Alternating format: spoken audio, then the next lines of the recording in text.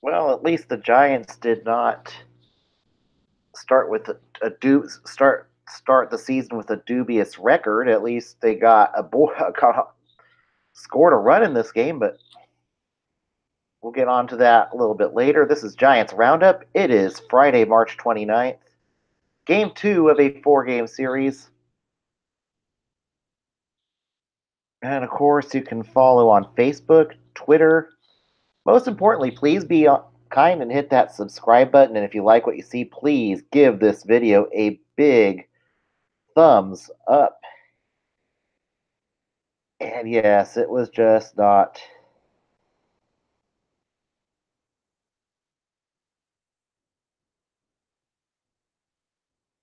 There we go.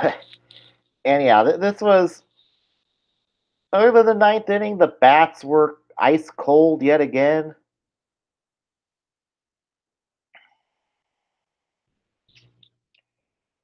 And it was the difference was the Padres were able to capitalize where the Giants weren't, and we'll get to the umpire in a moment.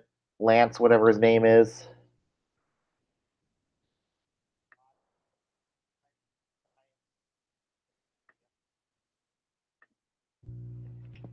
But it was Joey Lucchesi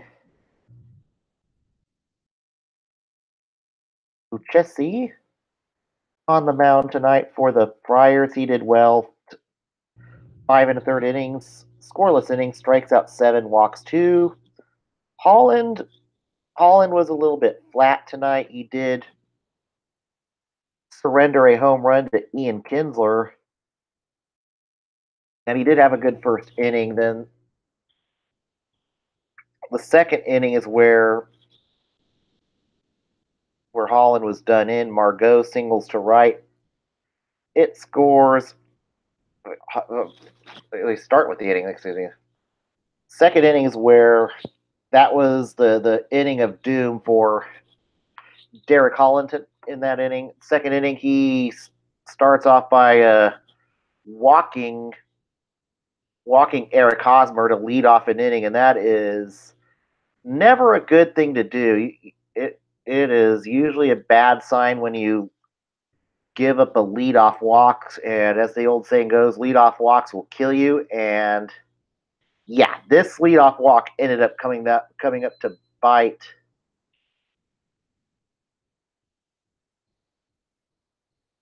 Yeah, this one ended up coming up to bite.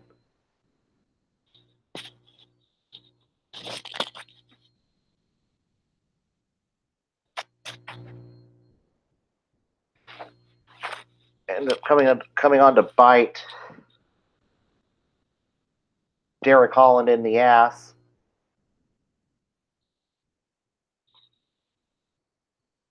So then after that, it ended up being Fernando Tatis Jr.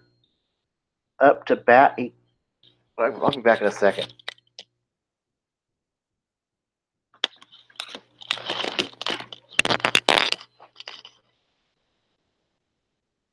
Okay, that's the sound.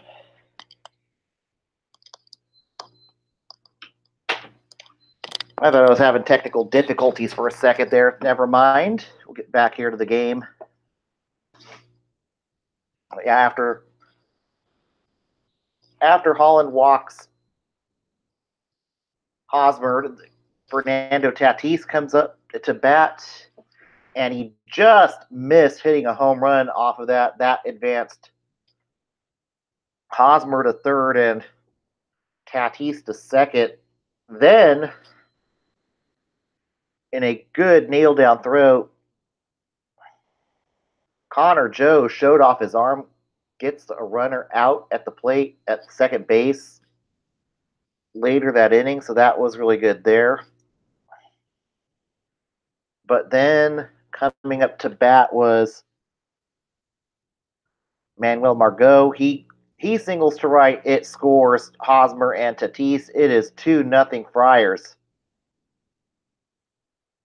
And it was, I think, Margot, excuse me, that Connor Joe and Solarte was able to gun down at second base. That was an out. Looked like it was safe on review, though, but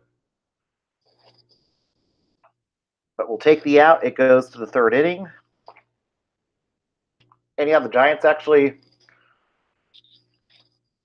got a runner on second there with Steven Duggar having a that. The good part is Steven Duggar hitting a double. That was the good part. The bad part is the poor base running afterwards when he tries to on the next hit to try to run to third when the shortstop was fielding the baseball. That is a fundamental no-no. You'd never run to third when the shortstop is fielding, and of course he gets nailed at third, dead as a duck, and that proved to be a rally killer right there. That is a mistake you cannot make in the show, and that is one Duggar could.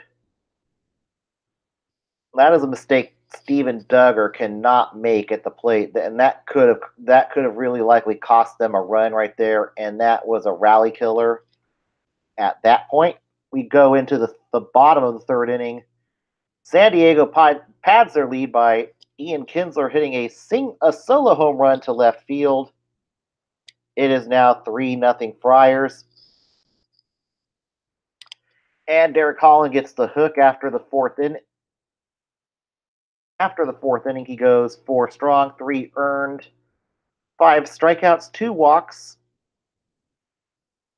And as I said, Derek Holland didn't have the greatest of starts tonight. He was hanging some pitches. His off speed was not working as well as he wanted it to, and the Padres hitters were dead on his off speed, but his fastball was beautiful tonight. He was missing bats with his fastball, but his off speed stuff was just way too predictable. And it's only game one, so there's room for improvement in that sense. And then in comes Trevor definitely got into a jam. And this is one where we saw the arm of Reed, not a great arm by any stretch of the imagination there.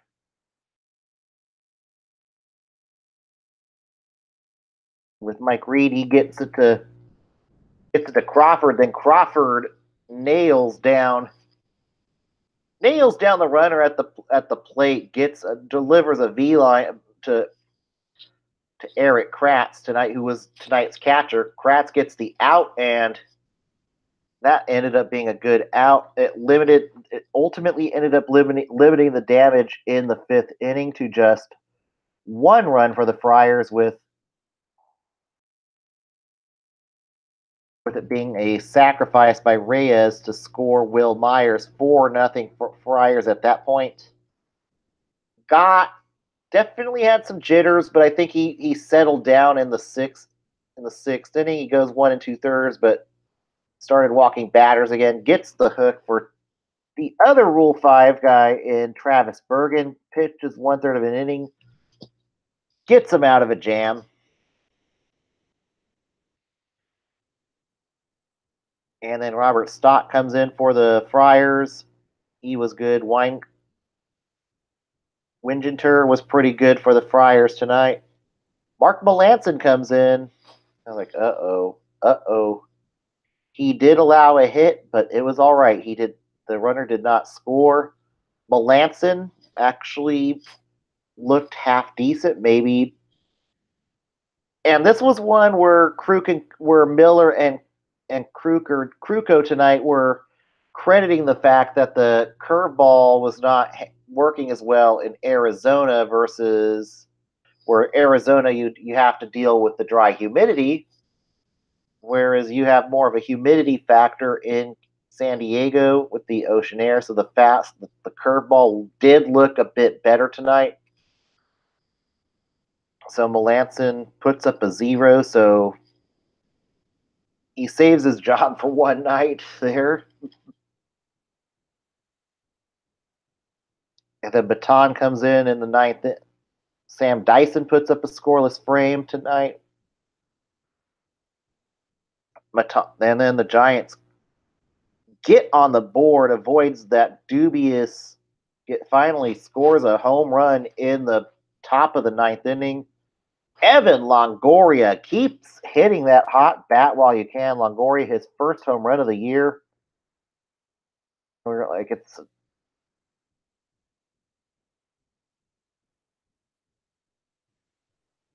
and Longoria now at 429 as of right now goes 1 for 3 on the night, and it's nice to hit the first home run for the Giants this season. Then the other runners come up to. Then in comes closer Kirby Yates. He walks two. He walks a batter.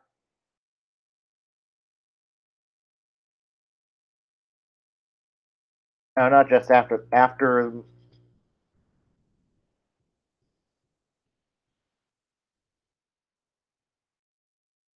But then Crawford gets on base,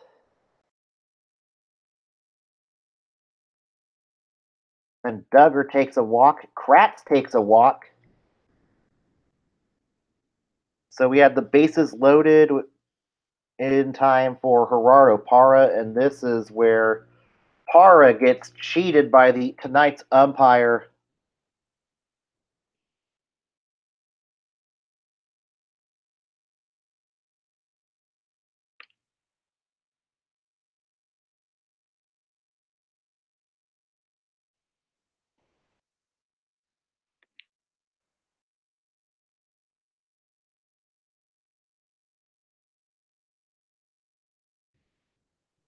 And Lance Barksdale decides to cheat. Yeah, Lance Barksdale tonight was a reason why maybe we need a computerized strike zone after what he did tonight to Gerardo Parra. What I thought should have been a walk ends up being a strikeout, and yeah, Gerardo Parra had all the right to be pissed off, and he let the umpire have it. And then what happens after that was to add insult to injury. Brandon Belt comes up to bat with the bases juiced. Belt gets cheated by Barksdale. Game over. And this is a travesty. Maybe was it going to be a teaser rally? Who knows what might have been, but the Giants just got screwed tonight by the umpiring. Definitely got screwed by Lance Barksdale's strike zone. Belt wanted to give him a piece of his mind. Bochy wanted to give, and then Parra comes barking back at Barksdale once the game ends. And one thing that might get reviewed by the league office for a potential fine. So we'll see if Parra gets fined by the league office for his barking after the game, and there could be some criticism. So we'll see what happens. So definitely not things are not over, and as I said, a potential fine could be coming for Gerardo Parra. Which I don't think is a big deal. It is what it is. Parra. I'm glad to see Parra take one for the team, show some fire. I like what I've seen out of Parra. I haven't liked what I've seen out of Reed. Tomorrow, I am hoping tomorrow we see Gerardo Parra play right instead of Reed. I think Parra looked better at the plate than Reed. Go to Parra. Give him a try tomorrow. That's what I do to maybe try to get a win. Connor Joe, I don't know if he's going to hit for average, but I have liked his defense so far, and we'll see. Maybe Joe's a work in progress right now, but I'd say a better game. But I'd just like to see Connor Joe get some hits now. And then Eric Kratz makes his debut for the Giants tonight in the squat. And I like what I saw. I like what I see out of Eric Kratz. He definitely looks like a guy who could put some of the weight off of Buster Posey's shoulders at catcher. And they're going to need a backup catcher that could catch 80 games. I expect Posey to be required to cut back his load at catching this year after that hip surgery. And I think the Giants are going to be very protective of the hip surgery, and keeping Posey healthy is one of the top priorities for the Giants this season. So I expect a lot more of Eric Kratz catching this year. That's what I'd say. And they're going to do a lot. They're going to make sure Posey finishes the year healthy. And I think Kratz is certainly a capable backup catcher. I don't know if he'll still be here by the time August rolls around. That's another question, but so far so good what I've seen out of Eric Kratz. But now the Giants fall to 0-2. And it's on to tomorrow. It'll be game 3, and tomorrow it will be on the mound.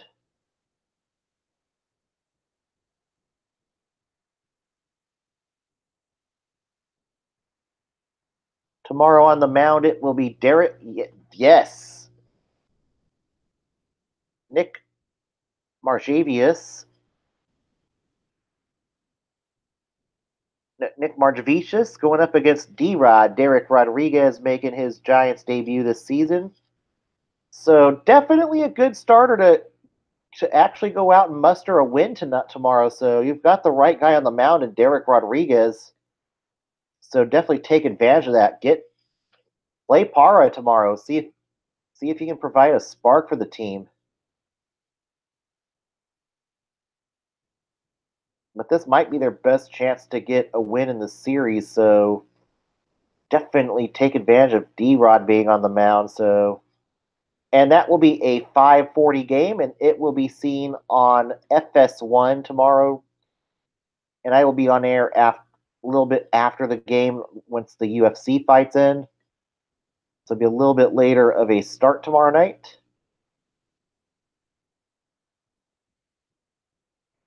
But also some other changes I've seen on NBC Sports Bay Area this year. They are no longer having Giants Outsiders.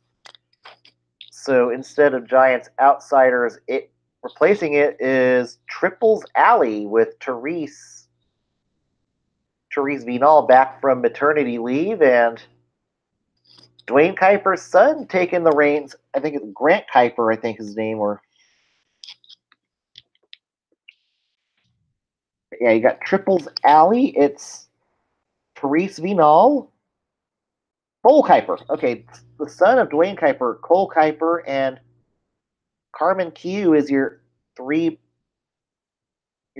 team for Triples Alley. That is replacing Giants Outsiders for this year. And it looks like Grant Bisbee is now with the Athletic this year, so I wish him a lot of luck working for the Athletic. So Grant Bisbee no longer at NBCSN this year, NBC Sports Bay Area this year.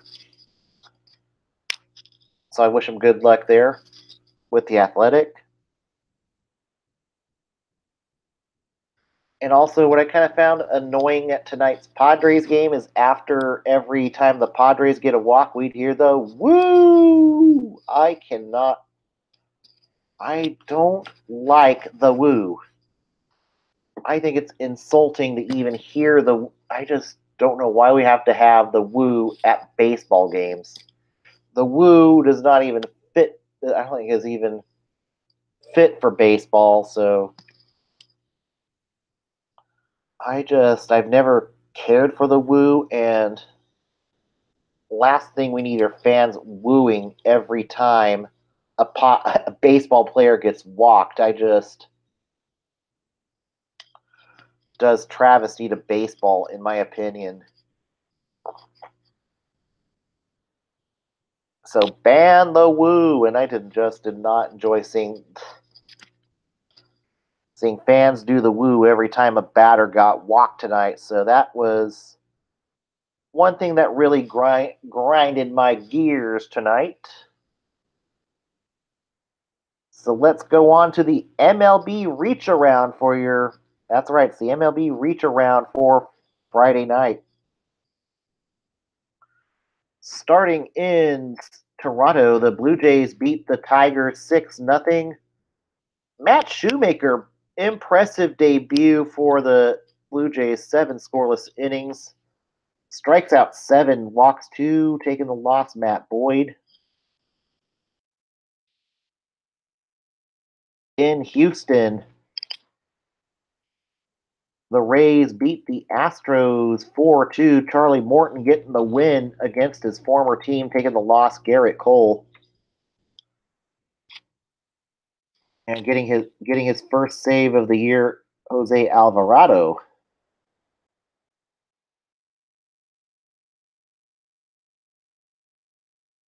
In Miami, the Rockies beat the Marlins 6-1, taking the win. German Marquez, Adam Conley taking the loss. For the Fish tonight, Charlie Blackmon goes 3 for 5 for the Rockies tonight. And Curtis Granderson hits his first home run as a Marlin tonight. In Milwaukee, the Brewers lose to the Cardinals tonight 9-5, taking the win. John Gant taking the loss is Trevor Williams. Christian Yelich goes 2 for 3 for the Brewers. Hits his second home run of the year.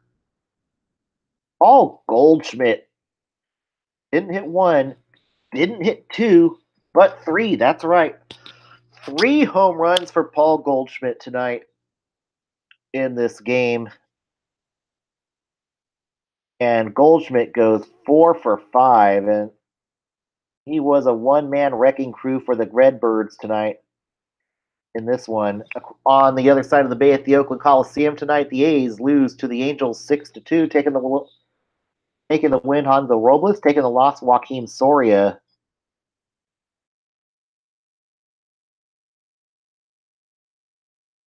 Matt Harvey, 6 innings pitched, 2 earned in his debut as an Angel. Marco Estrada pitches 6 scoreless innings for the A's tonight. Soria gets pounded with 4 earned without recording an out tonight for Oakland. Fernando Rodney goes 2 earned in 1 inning pitched. And in Seattle tonight, the Mariners lose to the Red Sox 7-6, taking the win. Brian Johnson taking the loss, Hunter Strickland.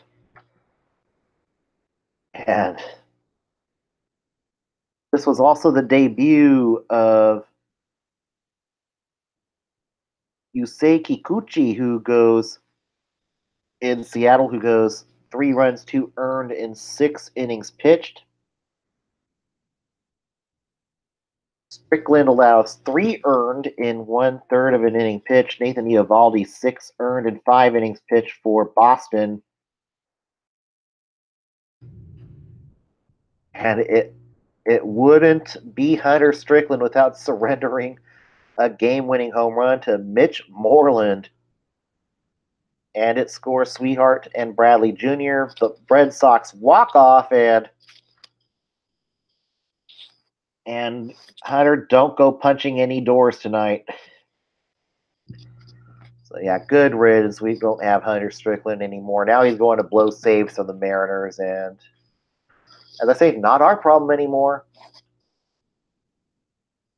So there, you can take solace in that at least you're not Hunter Strickland's not on the Giants anymore. But that will conclude it for tonight's show.